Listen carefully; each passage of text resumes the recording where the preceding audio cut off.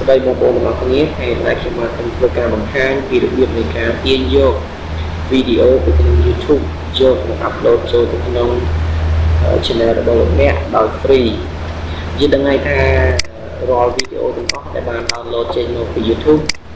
គឺសុទ្ធតែជាប់ copyright ដូច្នេះហើយគឺ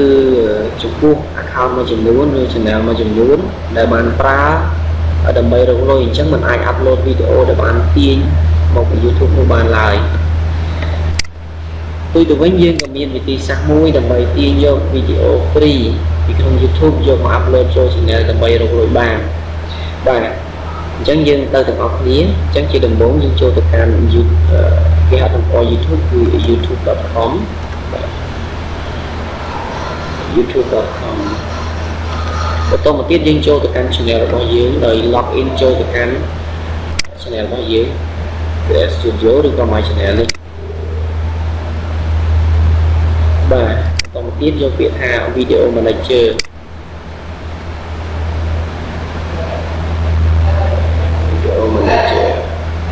បាទនេះគឺជា channel របស់ខ្ញុំប្រើដើម្បីរកលុយក៏ប៉ុន្តែ channel នេះគឺថ្មីទេគឺខ្ញុំទៅបានបង្កើតវាដែរបាទអញ្ចឹងអ្វីដែលយើងត្រូវធ្វើគឺយើងចូលទៅកាន់ create ប៊ូតុង create នៅផ្នែកខាងឆ្វេងនៃ YouTube channel របស់យើងអញ្ចឹងយើង click ទៅលើ create ជាធម្មតាបើសិនជាយើងអត់ទាន់អាច log in ចូលទៅកាន់ account channel របស់យើងទេយើងអត់ទាន់ឃើញប៊ូតុង create នេះទេអញ្ចឹងជាចាំបាច់យើងត្រូវ log in ចូលទៅកាន់ channel របស់យើងជាមុនសិនអញ្ចឹងយើង click ទៅលើ create បាទ create ហើយយកពាក្យថា create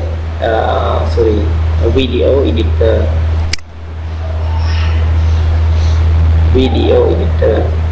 បាទនេះគឺជាផ្ទាំងវីដេអូមួយចំនួនដែលខ្ញុំបាន upload ចូលទៅកាន់ channel របស់ខ្ញុំអញ្ចឹងនេះវានៅក្នុង channel ទេអញ្ចឹងអ្វីយើងត្រូវធ្វើគឺយើងចុចទៅលើ CC នេះបប CC មួយនេះពីនៅពីខាងលើវាអញ្ចឹងវីដេអូទាំងអស់នេះគឺជាសុទ្ធតែជាវីដេអូ free ដែល YouTube បានផ្ដល់ឲ្យដែលឥតគិតថ្លៃទេនិងមិនជាប់ copyright នោះទេអញ្ចឹងបងប្អូនអាចទាញយកវីដេអូទាំងនេះយកទៅប្រើប្រាស់ដើម្បី upload ចូលទៅកាន់ channel រកលុយរបស់បងប្អូនបានអញ្ចឹងនៅខាងលើនេះគឺមានប្រអប់មួយបាទគឺប្រអប់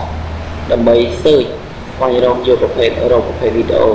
អញ្ចឹងឧទាហរណ៍ខ្ញុំត្រូវការស្វែងរកវីដេអូមួយដែលមានឈ្មោះថា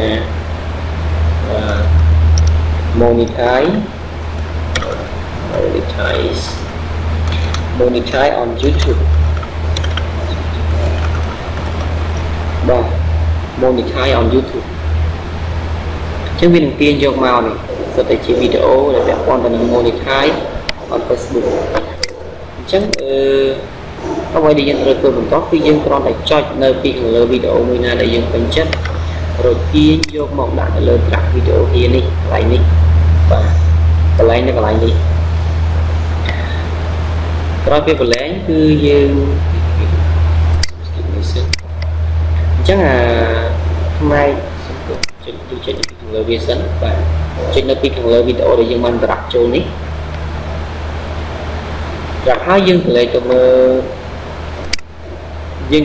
លនេះប្រអប់9នៅខាងលើនេះគឺជាអ្វីដែលយើងត្រូវកែប្រែវីដេអូនេះដូចជាសំឡេងយើងអាចទាញសំឡេង volume ទាញប្រភេទសំឡេងកែចុះកែឡើងអីគឺអាស្រ័យទៅលើអ្វីដែលយើងចង់បានទេហើយ text នេះគឺជាការដាក់ text នៅពីខាងលើវីដេអូនេះទេដាក់អក្សរដាក់អីពីខាងលើបន្ថែមអីអ្វីដែលយើងចង់បាននោះទេយើងធ្វើនេះដូចគ្នាគ្រាន់តែជាការដាក់ style ដាក់ mode ឲ្យប្រភេទអក្សរសំទុះប្រភេទវីដេអូយើងទេពីនេះមិនចឹងដែរគឺទំហំ zoom គឺអីខាង brightness ខាង contrast អីគឺអាចឲ្យបានខាងពណ៌ពលឺខាងអីគឺអាស្រ័យទៅលើអ្វីដែលយើងចង់បានទេហើយយើងក៏លេខទៅមើលប្រអប់នៅខាងលើនេះវិញជាប់ project នេះគឺជាប្រអប់សម្រាប់ដាក់ឈ្មោះឲ្យវីដេអូចឹងខ្ញុំសូមដាក់ឈ្មោះឲ្យវីដេអូមួយនេះដាក់ថាដូចតែខ្ញុំសើចអញ្ចឹងគឺ monetize on Facebook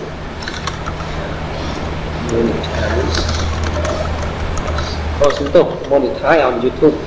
ច្រឡំមាត់រហូត YouTube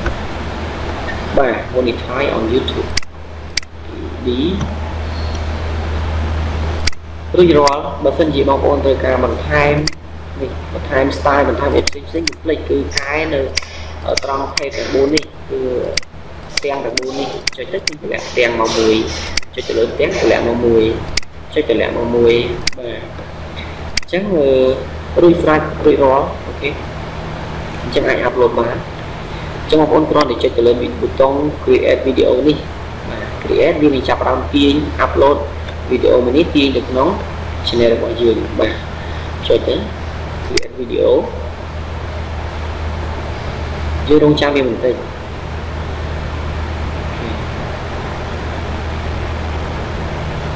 create video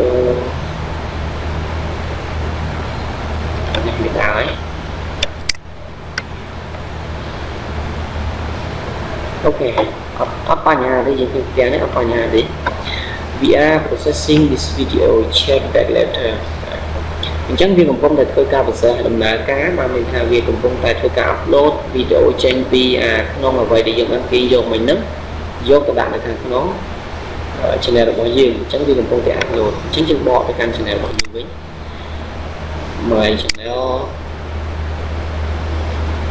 video manager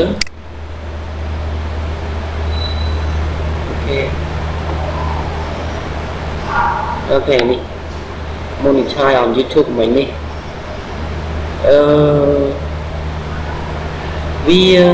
នេះយើងកុំភ័យឃើញសញ្ញាដុល្លារដែលថាដាក់ download monetize នេះបាច់ភ័យទេយើងដោយសារយើងអត់តមកកំណត់ monetize ឲ្យវា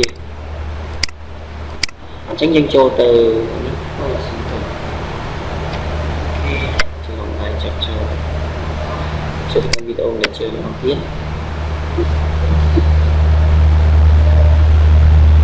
អូខេវីដេអូ manager អញ្ចឹងយើងនឹងចូលទៅ fix អានេះយើងទៅកំណត់វាហើយវីដេអូនេះក៏អត់មានអត់មកដាក់ title ដាក់ឲ្យបានត្រឹមត្រូវដែរ title វាមាននេះកំដែងទៅការកែប្រែទៀតយើងចូលទៅកាន់នេះយើងចុចទៅលើចំណងជើងនៃវីដេអូហ្នឹងបាទគឺវានេះយើងដាក់ហើយនេះយើងដាក់ description ឲ្យវាបាទចង់ដាក់ description នេះក៏បានដែរ description ដែលទៅនឹងក៏បានដែរហើយ tag នេះដូចគ្នាយើងដាក់ឲ្យវាទៅបងប្អូនដែលគាត់រកលុយគាត់ច្បាស់ជាដឹងហើយដើម្បីជាស្អីជា title ដាក់ចំណងជើងនេះជា description ដែលព័ត៌មាននេះ tag ដែលទៅនឹង keyword វាហ្នឹងជាបងប្អូនអាចប្រើប្រាស់បានហើយអូខេមួយទៀត translation នេះក៏អត់អីដែរបងប្អូនអាចដាក់បាននេះ monetize នេះ monetize នេះអត់តមានគឺយើងកែនៅកន្លែងនេះ monetize with ad អញ្ចឹងមុននេះយើងបិទយើងធ្វើដុល្លារវិញគឺអត់មានពណ៌ខៀវទេអញ្ចឹងយើងបើកវាវិញបើក monetize នឹង select category ឲ្យវាមកមានជាប្រភេទអីគេអូខេឧទាហរណ៍មិញវីដេអូនេះតើទៅនឹងយើងយក education បាទចុះដូចនោះងាយជាការស្រាច់អូខេចឹងនេះបងប្អូនឲ្យដាក់អីសិនក៏បានដែរណាអូខេអញ្ចឹងចូលឧទាហរណ៍ប៉ុណ្្នឹងសិនបន្តមកទៀតគឺហើយចប់បាទចប់ខ្ញុំคลิกទៅលើ save change នៅលើក៏បានក្នុងក្រោមក៏បានអត់បញ្ហាអីជាមួយទេអូខេចប់ save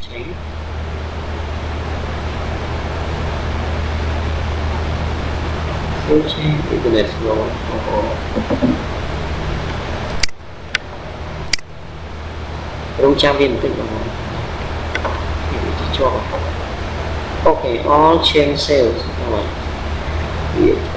sale រួចរាល់ហើយអញ្ចឹងយើងចូលទៅបកទៅវិញចូលទៅកាន់ video manager វិញ